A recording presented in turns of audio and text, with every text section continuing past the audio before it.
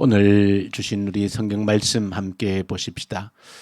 시편 62편 5절부터 우리 9절 말씀을 보십시다. 시편 62편 5절부터 우리 9절에 있는 말씀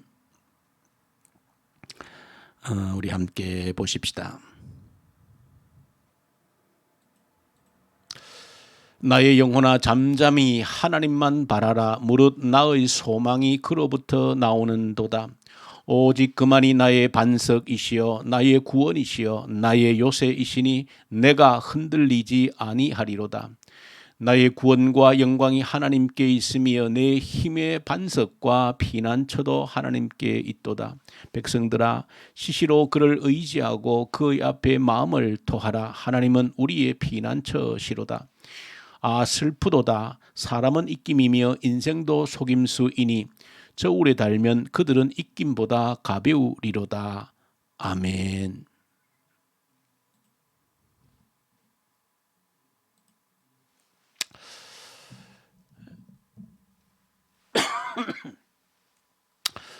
지난주에 제가 한번 광고 말씀을 드렸는데 우리 교회 이제 또 전도를 위해서 전도지를 만들었습니다. 여기 화면에 조금 보이실는지 모르겠는데 이 전도지가 크기는 우리 A4 용지 4분의 1 크기입니다. 그래서 4면에 걸쳐서 이렇게 기록이 되어져 있습니다.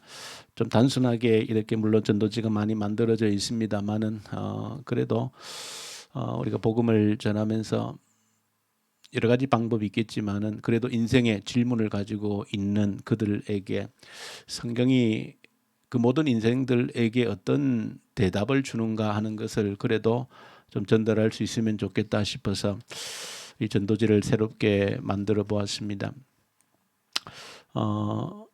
제가 바라기는 우리 성경에서 말씀하고 있는 가장 함축적인 내용을 이 짧은 전도지 속에 담아내려고 그렇게 노력을 하고 만들었는데 물론 아직 좀 부족한 부분들이 있을 수 있겠는데 그러나 앞으로도 또 조금씩 보완하고 해서 이 성경을 정말로 이 짧은 내용 속에 함축해서 가장 중요한 핵심적인 내용들이 들어가서 이 전도지를 통해서 수많은 사람들이 인생의 질문을 해결할 수 있는 그를 통해서 예수 그리스도를 만날 수 있는 그런 전도지가 될 수 있기를 바라는 마음으로 그렇게 만들어 보았습니다.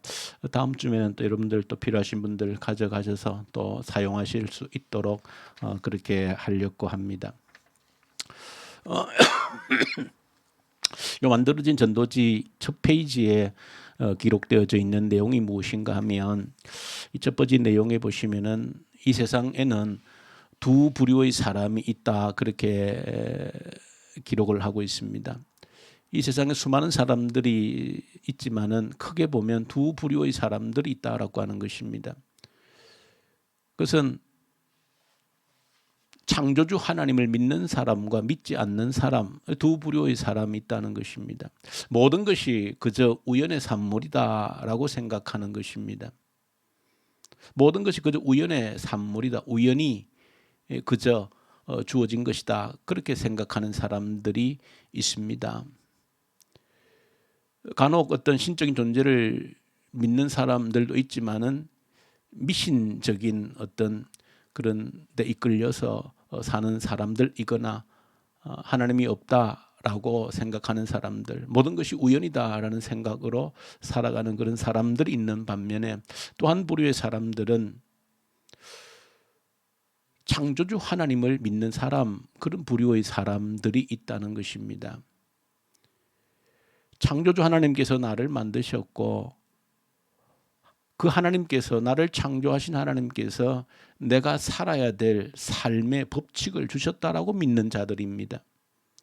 이 세상 모든 물질의 만물의 원리가 작동하는 것처럼 하나님께서 나를 창조하셨으므로 내가 살 수 있는 삶의 법칙을 주셨다라고 그렇게 믿는 자들입니다. 그래서 이 세상에는 크게 보면 많은 사람들이 있지만 그건 두 부류의 사람들이 살고 있고 지금까지 살아왔습니다. 그런데 이 두 부류의 사람들이 살아왔던 삶의 흔적이라고 하는 것은 너무나도 확연하게 대조가 된다는 것입니다.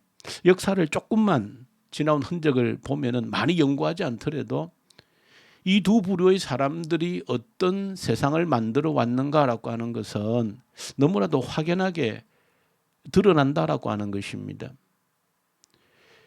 창조주 하나님을 믿는 사람들이 만들어 온 세상과 모든 것이 우연이고 그 창조주 하나님을 믿지 않는 사람들이 만들어 온 세상은 너무나도 다르다라고 하는 것입니다.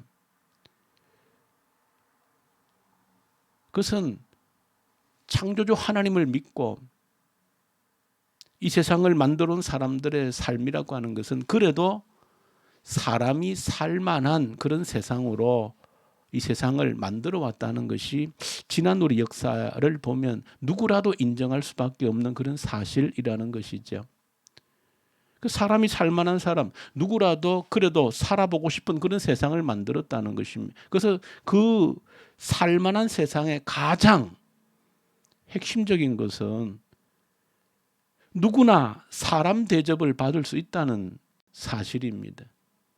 누구나 사람으로서 인격적인 존중을 받는 그런 세상을 만들어 왔다는 것입니다. 그런데 모든 것이 우연이고 창조주 하나님이 없다라고 생각하는 사람들이 만들어 온 세상이라고 하는 것은 누구라도 살고 싶지 않는 세상을 만들었다는 것입니다. 그런 세상에 누구라도 살고 싶지 않는 그런 세상을 만들어 왔다. 왜? 거기는 사람이 사람으로서 인격적인 존중을 받는 그런 사회가 아니었거든요. 사람을 그저 착취의 대상으로만 여겼던 그런 세상입니다. 그저 사람을 노예화하고 나를 위한 수단으로 삼는 그런 사회를 만들어 왔다는 것입니다. 한 사람 한 사람들이 그런 인격적인 존중을 받는 그런 세상을 만들어 오지를 못했다라고 하는 것입니다. 그래서 이 세상에 있는 두 부류의 사람들이 이 세상을 만들어 온 어떤 세상을 만들어 왔는가라고 하는 것을 조금만 들여다보면 단번에 알 수 있다. 창조주 하나님을 믿는 사람들이 만들어 온 그 세상이라고 하는 것은 참 누구나 살고 싶은, 그래도 인격적인 존중을 받을 수 있는 그런 세상, 그러나 우연이고 그 창조 하나님이 없다라는 사람들이 만들어 온 세상이라고 하는 것은 사람이 사람으로서 인격적인 존중을 받는 그런 세상을 전혀 만들어 오지를 못했다.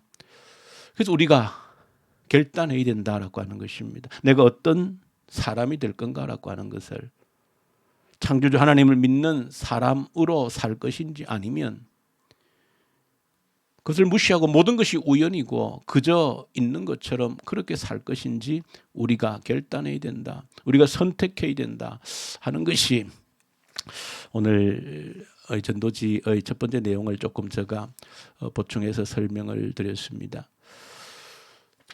오늘 제가 이 설명을 1.2 숫장의 설명을 드린 것은 오늘 성경 말씀을 통해서 우리가 주시는 말씀을 한번 묵상해 보고자 하기 때문에 그렇습니다.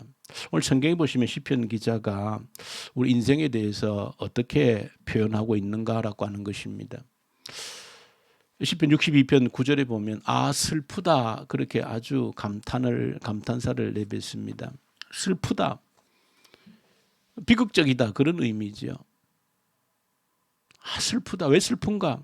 사람은 입김이며 인생도 속임수다 그렇게 말합니다. 사람이 입김이다. 사람 입김이라고 하는 것은 너무나도 가볍다라고 하는 것이죠. 그 입에서 나온 입김, 입에서 나오자마자 흔적도 없이 사라지지 않습니까? 그러니까 슬프다. 왜? 인생이 입김이라는 것입니다. 너무나도 가벼워서 어떤 흔적도 찾아볼 수 없는 그런 존재라는 것입니다. 그래서 슬프다 그렇게 탄식하는 겁니다. 그러면서 인생도 속임수다 그렇게 말합니다. 속임수라는 것이 뭡니까? 거짓이란 말이거든요. 인생이 거짓이라는 겁니다.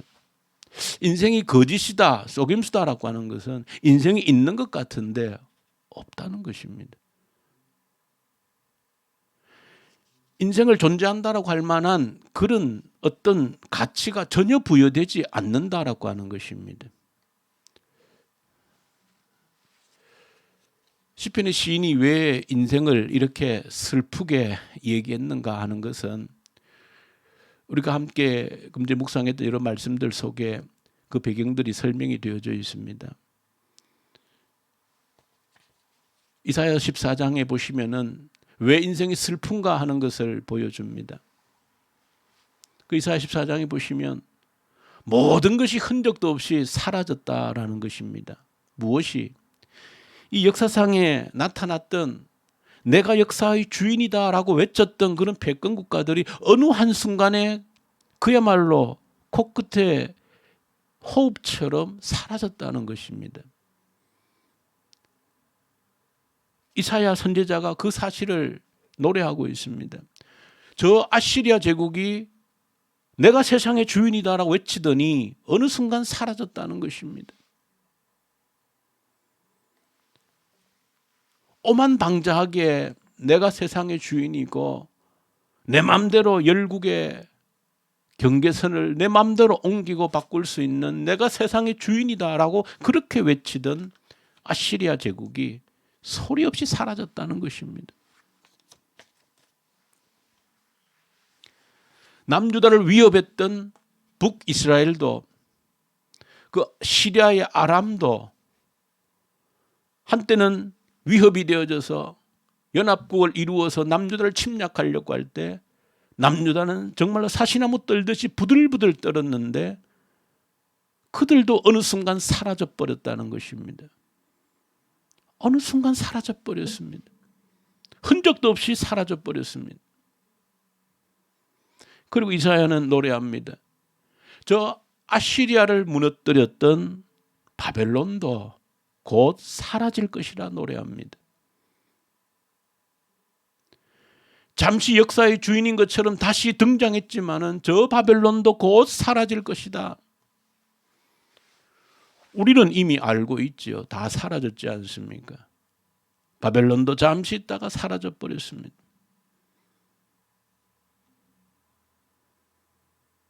그리고 페르시아도 잠시 나타났다가 사라지고 알렉산드의 그리스도 사라지고 로마도 사라지고 다 사라졌습니다. 이사야 선지자는 그 팔레스틴 남쪽에 웅크리고 있던 이 블레셋도 등장시킵니다. 열강들이 살아있을 때는 숨도 못 쉬고 있다가 아시리아도 망하고 북이스라엘도 저 아람도 망하니까 블레셋이 내가 주인인가 하고 고개를 내미는데 이사야 선지자는 너도 망할 것이라고 선포합니다. 아무런 흔적도 없이 사라진다는 것입니다. 그러니까 이사야를 통하여서 보여주는 것처럼 이 시편의 시인이 슬프다라고 노래하는 것은 우리 인생이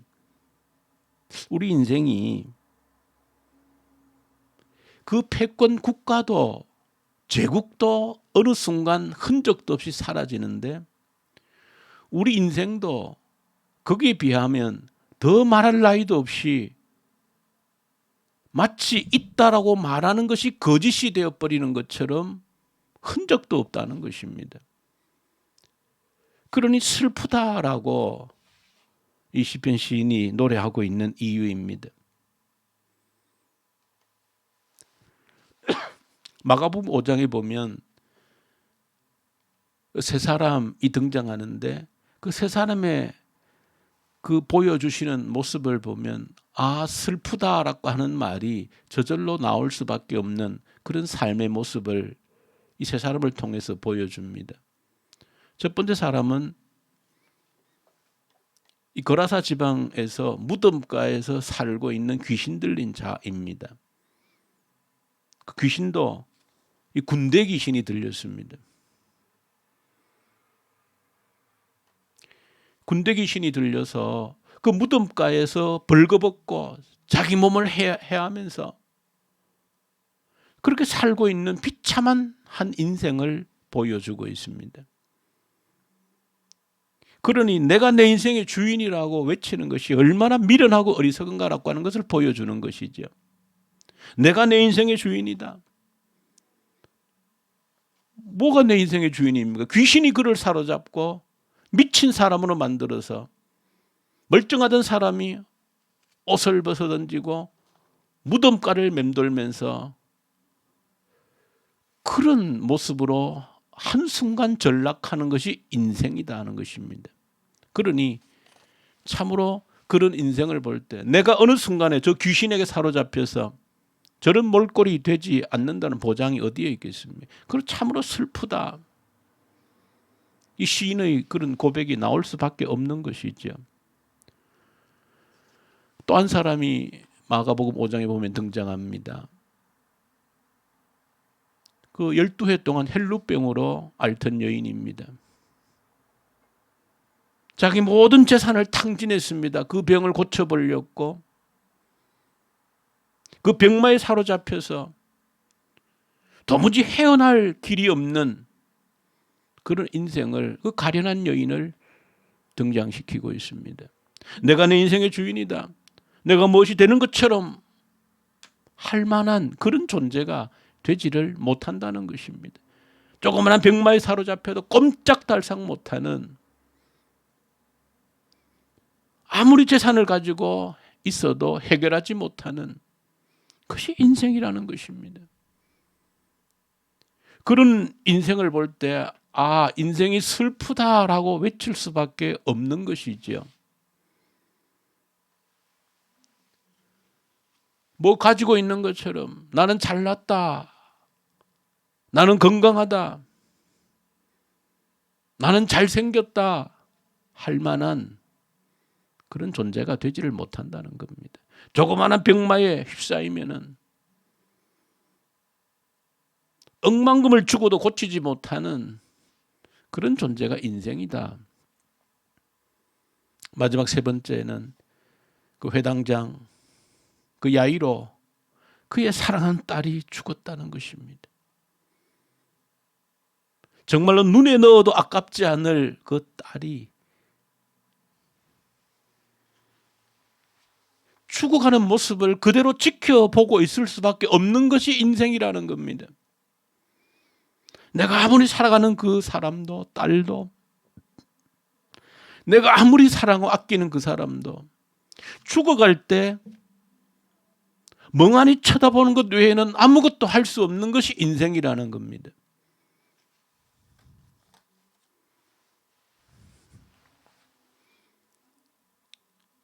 아무것도 할 수 없는 것이. 그래서 정말로 시인의 고백대로 슬프다, 인생을 보면 슬프다라고 할 수밖에 없는 겁니다.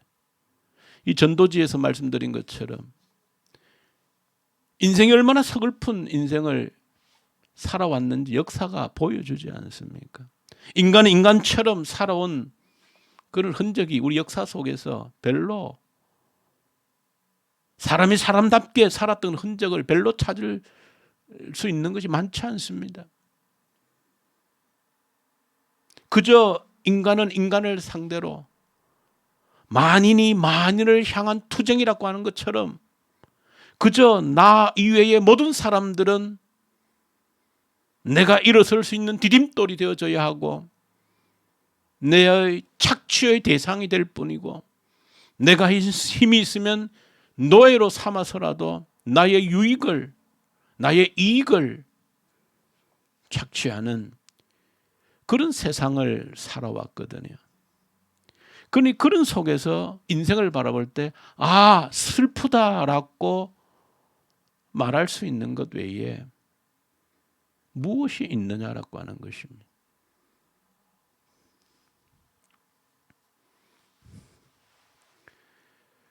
오늘 성경에 보시면 슬프다, 인생이 슬프다 그렇게 고백하면서 여호와 하나님만이 나의 구원이시여, 나의 피난처시여, 나의 산성이시여, 나의 소망입니다 라고 노래하는 이유가 어디에 있는가? 슬플 수밖에 없는 이 입김보다 가벼운 이 인생이지만 누구 앞에? 하나님 앞에 세워질 때에 천하보다 귀한 존재가 되어진다는 것입니다. 창조주 하나님을 믿고 창조주 하나님 앞에 나를 세울 때에 내 자신이 천하보다 귀한 존재임을 깨닫게 되어진다. 천하보다 귀한 존재로 내가 내 자신을 하나님 앞에서 세워서 창조주 하나님 앞에 나를 세워서 내가 내 자신이 천하보다 귀한 존재로 자각되어질 때 비로소 다른 사람도 그런 존재로 보이기 시작하는 겁니다. 그런 사람들, 창조주 하나님을 믿는, 그래서 천하보다 귀한 존재임을 자신이 그런 존재임을 자각하게 될 때 나 위에 다른 사람도 그런 존재임을 알게 되어지고, 그럴 때 사람이 살만한 세상을 만들어 가는 것입니다. 하나님이 없으면, 창조주 하나님이 없는 곳에는 사람이 사람일 수가 없다라는 것입니다.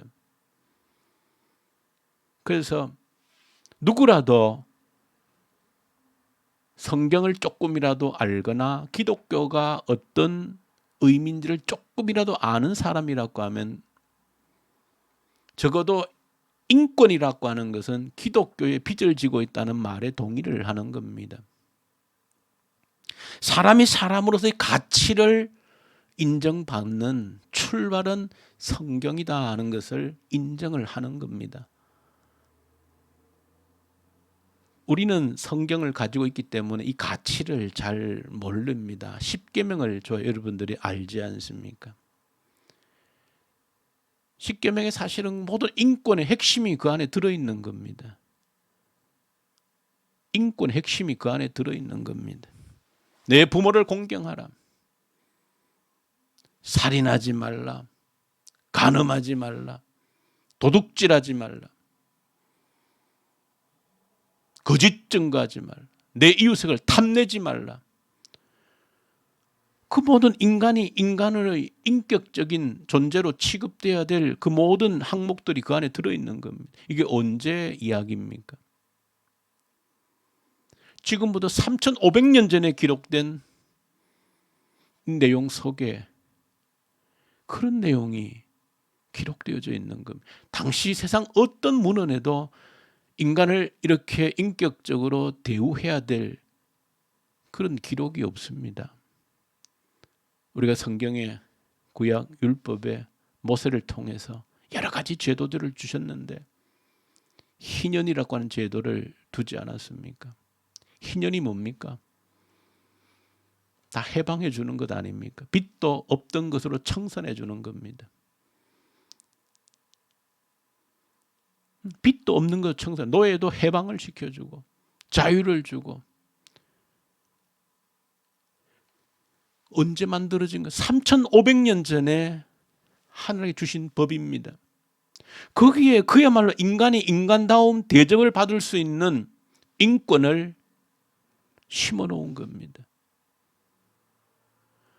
그러니까 인간이 인간적인 가치를 발견하는 것은 하나님 앞에 우리를 세울 때만이 가능하다는 것을 여러분들이 아셔야 된다. 말씀드린 마가복음 5장에서도 인권이 뭔지를 설명해 주고 있습니다. 예수님께서 거라사 지방에 귀신 들린 자를 만나지 않았습니까? 우리가 얼핏 그 사건을 쉽게 지나치지만은 거기 보면 한 생명을 천하보다 귀하게 여기는 장면이 그대로 노출되어져 있습니다. 왜냐하면 그 귀신 들린, 군대 귀신 들린 그 자를 예수님을 만났을 때에 귀신들이 뭐라 그럽니까? 우리를 저 돼지떼에게 들어가게 해달라 그렇게 요청을 하지요. 예수님이 허락합니다. 그래서 귀신들이, 군대 귀신이 그 돼지떼에게 들어가서 그 돼지떼가 모두 다 이 물 속으로 뛰어들어서 죽게 되어집니다. 우리 그냥 지나치지만 한 사람, 그 미친 사람, 귀신 들린 사람을 살리기 위해서 돈의 가치로 환산하면 돼지 한 마리가 얼마입니까? 그 성경에 보면 2,000마리라고 그랬습니다. 2,000마리. 한 마리 50만 원이면 얼마입니까? 2,000마리를 순식간에 수장시켜 버렸습니다. 2,000마리. 순식간에 수장시켜 버렸습니다.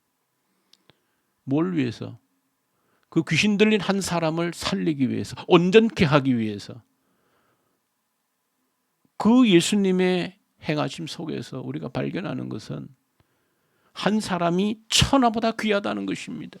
귀신 들려서 미쳐있는 저 사람이 천하보다 귀하다는 것, 돈으로 환산될 수 없는 가치가 있다는 걸 보여주고 있는 거거든요. 성경 말씀이 한 사람을 천하보다 귀하게 여기는, 돈으로 환산될 수 없는 그런 가치가 있다는 것을 보여주고 있는 겁니다. 우리 인생이 입김보다 가벼운 그런 존재로 여겨지는 것 같지만, 그러나 우리를 어디 세울 때, 하나님 앞에 세울 때, 내가 하나님의 피조물이고 창조주 하나님 앞에 나를 세울 때 천하보다 귀한 가치로 우리를 인식하게 되어지는 겁니다. 모든 사람을 그런 가치로 보게 되어지는 것입니다. 그러므로 우리 자신을 하나님 앞에 세우지 아니하고서는 그런 가치를 찾아낼 수 없다라고 하는 사실입니다. 그런 것들을 저와 여러분들이 세상에 전해야 될 복음인 것입니다.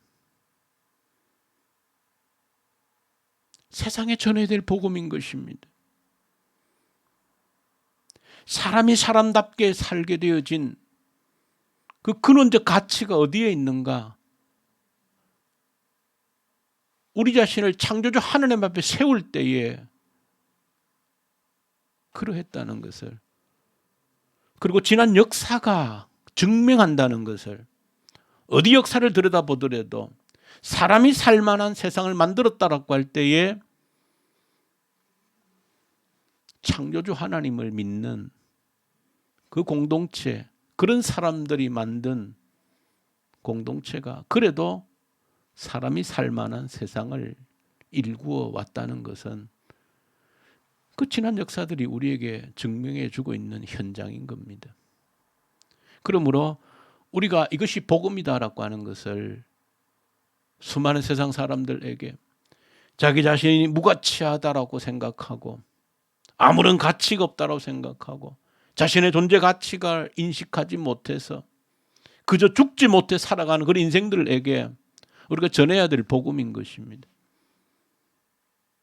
당신이 천하보다 가치가 있는 존재라고 하는 것을 알려줘야 될 책임이 저와 여러분들에게 있는 것이고, 이것이 우리가 그들에게 전해야 될 복음인 겁니다.